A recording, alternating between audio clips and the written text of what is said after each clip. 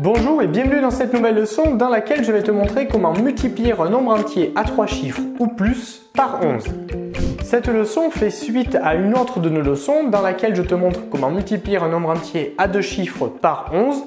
Et bien cette fois, on va voir comment multiplier par 11 un nombre entier qui va avoir 3 chiffres ou plus. Après, peu importe la limite de chiffres parce que ce sera toujours la même technique.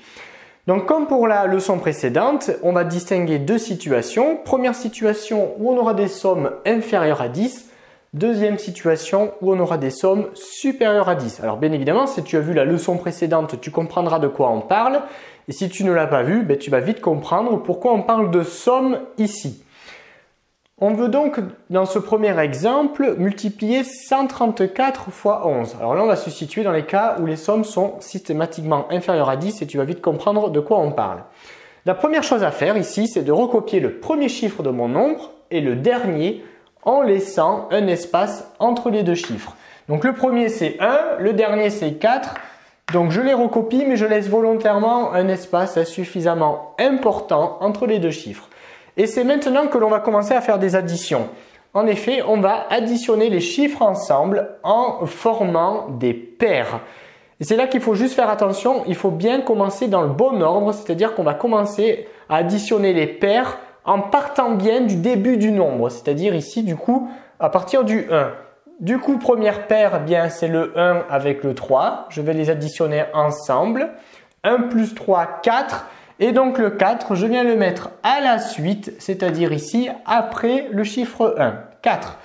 Paire suivante. Alors ici, il n'y en aura pas beaucoup parce que mon nombre il est petit. Mais quand les nombres sont plus grands, comme ici, on suit progressivement les paires qui vont se suivre. Donc, paire suivante, c'est 3 avec 4. 3 plus 4, 7. Du coup, j'écris 7 à la suite. Bon, et là, j'ai terminé parce qu'après le 4, j'ai personne. Donc là, on a terminé d'additionner les paires. Alors, tu remarqueras du coup que quand j'additionne ici les paires ensemble, 1 plus 3, 3 plus 4, on obtient systématiquement des résultats inférieurs à 10. C'est pour ça qu'on distingue deux situations. Puisque parfois, quand on fera les additions, on aura des résultats supérieurs à 10. On verra tout à l'heure comment on fait. Bon, mais là, j'ai terminé. 134 fois 11, c'est égal à 1474. Donc maintenant, tu sais comment on multiplie par 11 un nombre entier à 3 chiffres ou plus. Donc, ce que je te propose maintenant de suite, c'est que tu mettes cette vidéo sur pause et que tu t'entraînes maintenant chez toi pour essayer de trouver rapidement les résultats au calcul suivant en appliquant la méthode que je viens de te montrer. Et bien évidemment, je corrige juste après. Allez, c'est à toi. Allez, place à la correction, on va voir si tu n'as pas fait d'erreur et surtout si tu as bien retenu la méthode. Donc on continue ici avec le calcul suivant, 327 fois 11. Première chose à faire, je recopie le premier chiffre, c'est-à-dire 3, et le dernier, c'est-à-dire 7, et je laisse un espace entre les deux chiffres. Et je commence à additionner les paires ensemble. Bon, là, je ne vais plus faire les ponts. 3 plus 2, 5. Paire suivante, c'est 2 plus 9. 2 plus 7 qui donc me donne 9. Voilà. Et après, c'est terminé. J'ai plus de paires à associer. Donc là, on a terminé. En effet, là, le résultat, c'était 3597. Et après, c'est toujours la même technique. Donc ici, 903 fois 11. Je recopie le premier chiffre, je recopie le dernier chiffre et je commence à additionner mes paires. Toujours en partant, il faut bien partir du début du nombre, c'est très important. 9 plus 0, ça me donne 9. 0 plus 3, 3. Donc le résultat ici, c'était 9933. Ici, voilà, hop, on gagne un chiffre à notre nombre de départ, mais c'est pas grave, c'est exactement la même chose. Donc, je recopie le premier chiffre, je recopie le dernier et nous voilà partis pour faire les petites additions. On commence avec la première paire. 1 plus 2, 3. 2 plus 4, 6. Donc, on en est là maintenant. 4 plus 3, 7. Et j'ai terminé. 13 673. Donc, c'est juste. Alors, ici, comme on a un nombre plus long, on va les refaire. Première paire. Deuxième paire, troisième paire. Donc ici, en tout, j'avais 3 paires à calculer. Et à chaque fois, là, on n'a que des exemples où la somme est inférieure à 10. Hein. Et on progresse comme ça, petit à petit, pour finalement reconstituer notre résultat. OK? Donc là, on a encore un nombre plus grand, mais c'est après, il n'y a plus de limite de chiffres. Hein. La technique, c'est la même. Je recopie le premier chiffre, 3. Je recopie le dernier, 1. Alors évidemment, quand on a un grand nombre au départ, on s'attend donc à avoir plusieurs chiffres au milieu, donc on laisse un écartement plus ou moins important entre le premier et le dernier chiffre.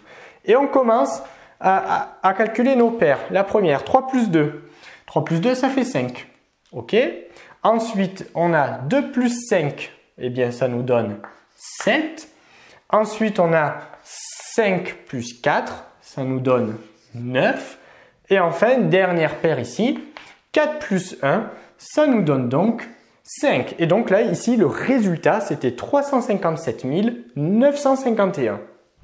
Allez, on continue à présent avec la situation numéro 2 dans laquelle on va voir apparaître des additions dont les résultats vont parfois être supérieurs à 10. Et on va voir comment on gère la chose. Alors, au début, on fait comme pour la situation numéro 1, c'est-à-dire que je recopie le premier chiffre et je recopie le dernier. Donc ici, 8 et 4. Et c'est ensuite que parfois il va falloir changer certains chiffres parce qu'en fait on va avoir des retenues qui vont apparaître. On refait les paires. Hein. Au début c'est exactement la même chose que pour la situation numéro 1. Hein. Donc j'additionne mes paires en partant bien du début de mon nombre. 8 plus 2, 10. Du coup c'est comme si, avec une addition posée, au lieu d'écrire 10, bien, on va recopier juste le chiffre des unités de 10, c'est-à-dire le 0. Et du coup, ma retenue, le 1 de 10, je vais la rajouter au rang précédent, c'est-à-dire au rang du 8. Et du coup, je vais rajouter plus 1 au 8 qui, cette fois, va donc devenir 9. Et ensuite, je peux continuer avec la paire suivante. 2 plus 4. Bon, ici, le résultat est inférieur à 10, donc il n'y a pas de question à se poser. 2 plus 4, 6. Donc, je complète ici tout simplement avec un 6. Et le résultat, c'est donc 9064. Donc, la situation numéro 2, elle est évidemment très proche de la situation numéro 1. C'est juste que parfois, il faut rajouter une retenue à la colonne au rang précédent. Voilà, c'est juste ça. Donc après, il faut rajouter progressivement certains chiffres de notre nombre. Donc là, si tu veux, essaye de faire les calculs suivants dans un premier temps chez toi, tout seul. Donc mets cette vidéo sur pause et essaye de résoudre les calculs suivants. Bien évidemment, on corrige juste après. Allez, c'est à toi. Allez, place à la correction, tu peux maintenant vérifier si tu n'as pas fait d'erreur. On continue avec le calcul suivant, 228 fois 11. Donc au début, c'est toujours la même chose. Pour l'instant, je recopie le premier chiffre et le dernier. Et j'additionne mes paires en partant bien du début. 2 plus 2, 4. Bon là, c'est bon, j'écris 4. 2 plus 8, 10. Du coup, j'écris le chiffre des unités du nombre 10. C'est donc 0. Et la retenue, il faut donc que je la rajoute au rang précédent, c'est-à-dire la colonne du 4, le chiffre des centaines ici. Et donc la retenue, je l'ajoute 4 plus 1 plus ma retenue 5. Du coup, le résultat ici, c'était 2508. On continue ici. 658 fois 11. Bon, au début, je recopie le premier chiffre, le deuxième. Et on commence à additionner les paires. 6 plus 5, 11. Du coup, j'écris le chiffre des unités du nombre 11. C'est 1. Et la retenue, je vais l'additionner avec le rang précédent, c'est-à-dire ici le 6, qui donc devient 7. On continue ici. 5 plus 8, 13. Du coup, j'écris le 3, le chiffre des unités du nombre 13. Mais là, j'ai une retenue qu'il faut donc que j'ajoute au rang précédent, c'est-à-dire le 1 que j'ai là, qui lui, hop, devient à son tour 1, 2. Et donc là, finalement, il y avait deux manips à faire au fur et à mesure. Et là, le résultat, c'est donc 7238. Bon, après, quand on a compris, eh bien, c'est facile. Bon, là, on a un chiffre en plus dans notre nombre, mais c'est pas grave. Je recopie le premier pour l'instant, le dernier. Et après, on va voir s'il y a des ajustements à faire au fur et à mesure. 3 plus 7, 10. Alors, si on a peur de se tromper au début, on peut matérialiser les paires. 3 plus 7, 10. Du coup, j'écris le 0 du 10. Et là, j'ai une retenue qu'il faut que j'ajoute de suite au 3, le rang précédent, qui devient 4. On continue. 7 plus 5, 12. Du coup, j'écris 2. Et la retenue, eh bien, il faut que je l'ajoute au 0 qui est là. Donc lui, il faut que je le rechange déjà, puisqu'il devient 1.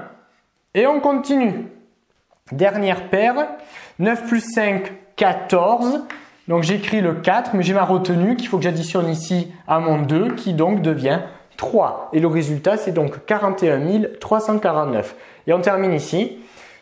Je recopie le premier chiffre, le dernier. Bon, là, on avait des 4 dans les deux situations. Je commence à faire mes paires. 4 plus 1, 5. Bon, là, c'est bon, hein, le résultat est inférieur à 10, donc il n'y a rien à faire de plus que de recopier le 5. Ici, 1 plus 9, 10. Du coup, j'écris le 0 du 10 et j'ajoute ma retenue ici. Donc, le 5, il devient 6. Et enfin, ici, 9 plus 4, 13. Du coup, j'écris le 3 de 13 et ma retenue qu'il faut que j'additionne à ce chiffre ici, à ce nombre. Le 0, il devient donc 1. Et le résultat ici, c'était donc 46 134.